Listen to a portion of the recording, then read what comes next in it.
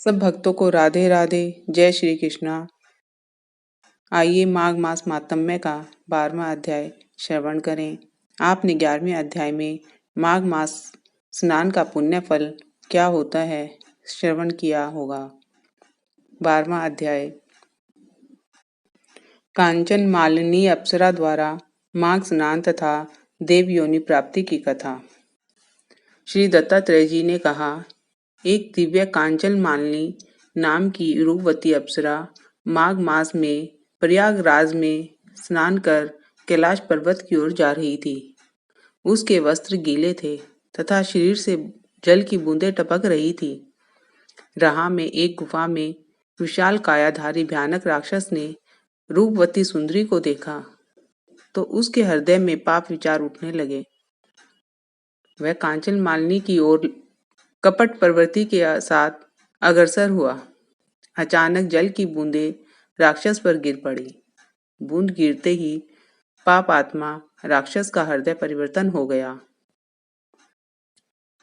पापी हृदय राक्षस कांचन मालिनी के चरणों में गिर पड़ा और बोला, हे देवी, मुझे क्षमा करो, मैं महापापी हूँ। जो मेरे हृदय में आपके प्रति बुरे विचार उभरे, आप मुझे क्षमा करो तथा अपना परिचय भी दो। कांचन मालिनी अपना परिचय देते हुए बोली, मैं प्रयागराज में संगम में माघ मास का अति पवित्र स्नान करके आ रही हूँ। मैं कैलाश पर्वत जा रही हूँ। मैं पार्वती जी की प्रिय सहेली हूँ तथा उनके साथ ही रहती हूँ।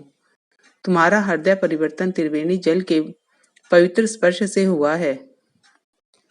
हे राक्षस, पूर्व जन्म में मैं कलिंगा राज्य के राजा की रखेल थी। उनके राजमहल की समस्त सुंदरियों में मैं शिरोमणि थी। मैंने अपने पाप आचरण से अनेक प्रतिष्ठित संपन्न व्यक्तियों को निर्धन तथा बर्बाद कर दिया था। मैं धीरे धीरे वृद्धावस्था की ओर अग्रसर होने लगी।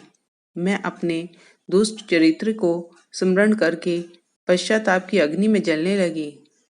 मैंने एक दिन अपने हृदय की व्यथा राजपुरोहित, जिनका नाम पंडित कृपालु था, उन्हें बताई। उन्होंने ही मुझसे कहा कि तुम माघ मास, जो कि अगले माह आने वाला है, उसमें प्रतिदिन त्रिवेणी प्रयागराज में जाकर स्नान करो तथा व्रत व दान करो, तुम्हारा कल्याण होगा। मैंने उनके कथा अनुसार स्नान, ध्यान व दान दिया। सदगति को प्राप्ति हुई। इति माघ मास मातम्य का 12वां अध्याय समाप्त। श्रीमन नारायण नारायण नारायण, भजमन नारायण नारायण नारायण, सत्य नारायण नारायण नारायण। बोलो लक्ष्मीनारायण भगवान की जय, विष्णु भगवान की जय।